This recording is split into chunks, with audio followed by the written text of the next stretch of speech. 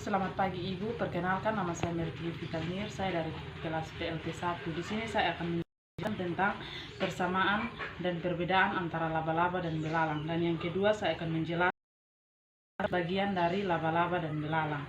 Karena itu yang pertama saya akan menjelaskan tentang persamaan dan perbedaan antara laba-laba dan belalang.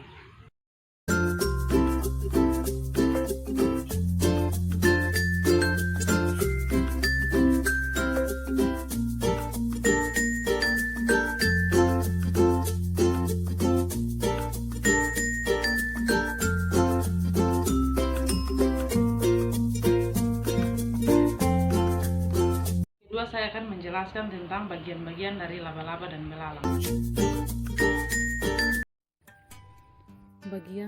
Bagian tubuh laba-laba. Laba-laba mempunyai dua bagian tubuh yang disebut cephalothorax dan abdomen.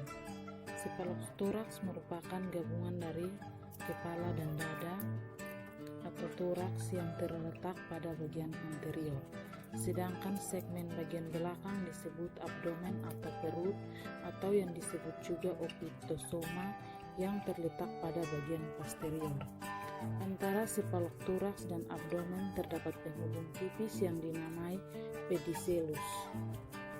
Pada cephalothorax melekat 4 pasang kaki dan 1-4 pasang mata. Selain sepasang rahang bertaring besar atau disebut selisere, terdapat pula sepasang atau beberapa bantu mulut serupa tangan yang disebut pedipalpus. Pada beberapa jenis laba-laba, pedipalpus pada hewan jantan dewasa membesar dan berubah fungsi sebagai alat bantu dalam perkawinan.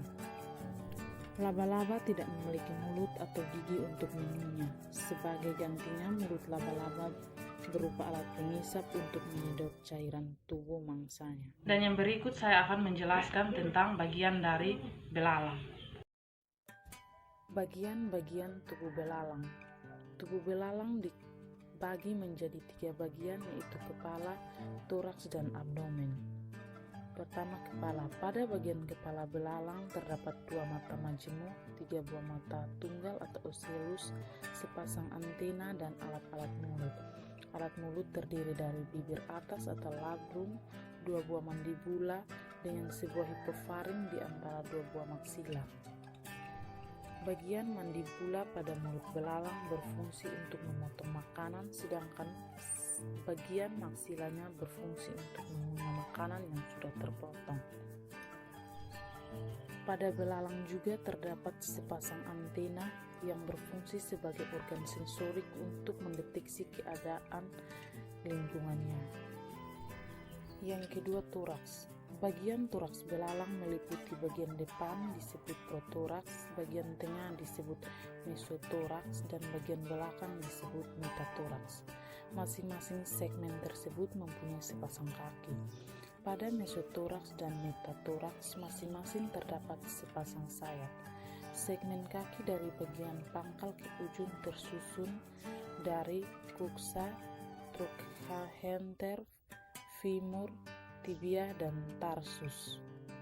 Pasangan sayap depan liat dan tebal menutupi pasangan sayap belakang yang disebut membran. Yang ketiga, abdomen. Abdomen atau perut belalang terdiri dari 11 segmen. Di bagian depannya terdapat alat pendengar yang disebut membran timpani, sedangkan di bagian belakang terdapat organ reproduksi.